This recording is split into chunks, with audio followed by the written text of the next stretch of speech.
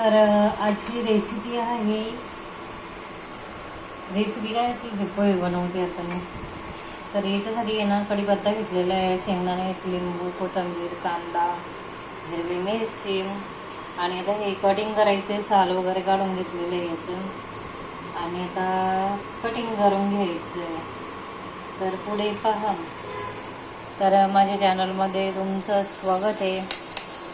आणि हे पोहे आहे डाळिंब पोहे. आवडले तर नक्की सबस्क्राईब करा, कमेंट करा, शेअर करा. तर चला रेसिपीला सुरुवात करूया. तर आहे ना, तेलामध्ये आहे ना मिरची टाकलेली आहे आणि आता कढीपत्ता टाकून घ्यायचा आहे.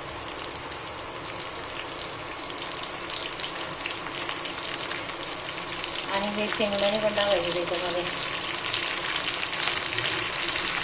हे ना एकदम चांगले परतून जिरी मोहरी टाकायची आता.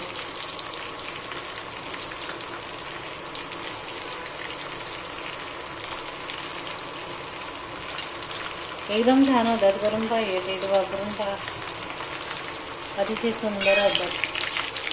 हे सगळं तेलामध्ये आहे ना चांगलं परतवून घ्यायचं. शेंगदाणे, जिरी मोहरी. अगदी सहज 10 माणसे खाते ना एवढे सहज. सॉरी 10 माणसे नाही,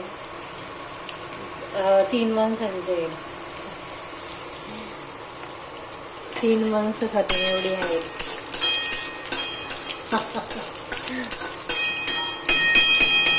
बोलताना मिस्टेक होते. आणि आता आहे ना याच्यामध्ये हळद पण टाकून घ्यायची.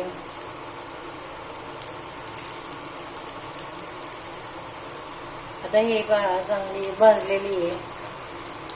मिरची बघा किती छान भाजलेली आहे. आणि आता आहे ना हे कांदा टाकून घ्यायचा त्याच्यामध्ये. हळद पावडर ना तेलामध्ये चांगली परतली पाहिजे, मग पोहे चांगले होतात.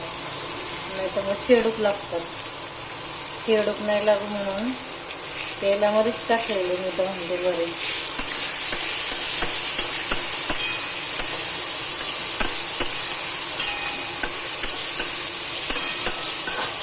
आमच्याकडे असे बनवतात गावरान पद्धतीने पोहे.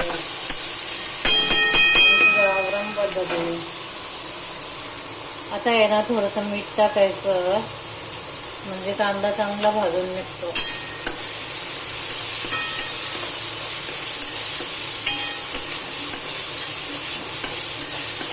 आणि नंतर पण पोह्यांना मीठ टाकायचं. हे पहा, एकदम असं सुटसुटीत पोहे आहेत आणि लई पाण्याने गचागच धुतले ना त्याचा भुगा होतो.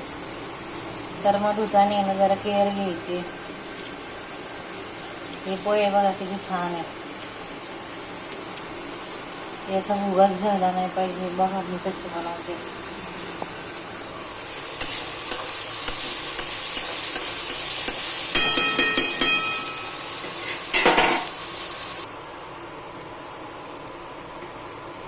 आता आहे ना हे झाकण काढूया. कांदा कसा एकदम छान झाला बघा. ब्राऊन कलर येईपर्यंत थोडेसे का हे कापलेला कांदा एकदम छान फ्राय झालेला आहे.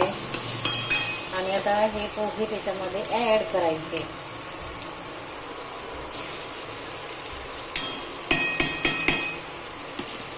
आणि ना हलक्या हाताने असे हे करायचे.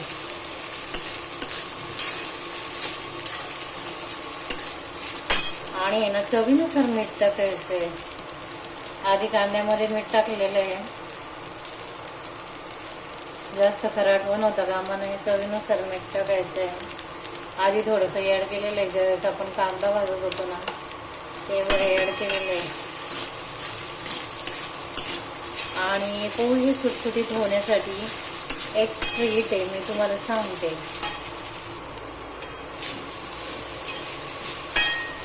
पोहे सुटसुटीत होण्यासाठी ना अर्धा चमचा साखर टाकायची. थोडी साखर ॲड करायची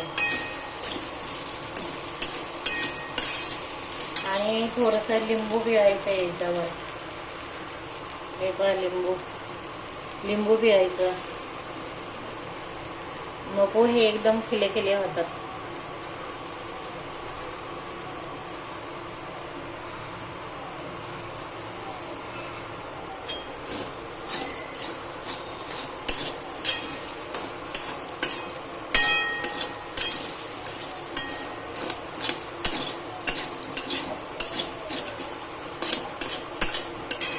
आणि याच्यावरती परत झाकण ठेवायचं आहे आणि गॅस कमी करायचा आहे.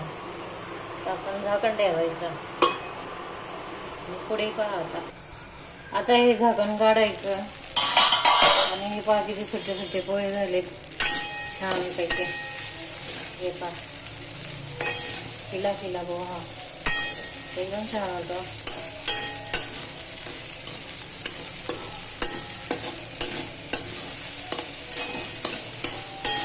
आता काही वरतून असं लिंबू पिळायचं नाही. आता झालं पिळून.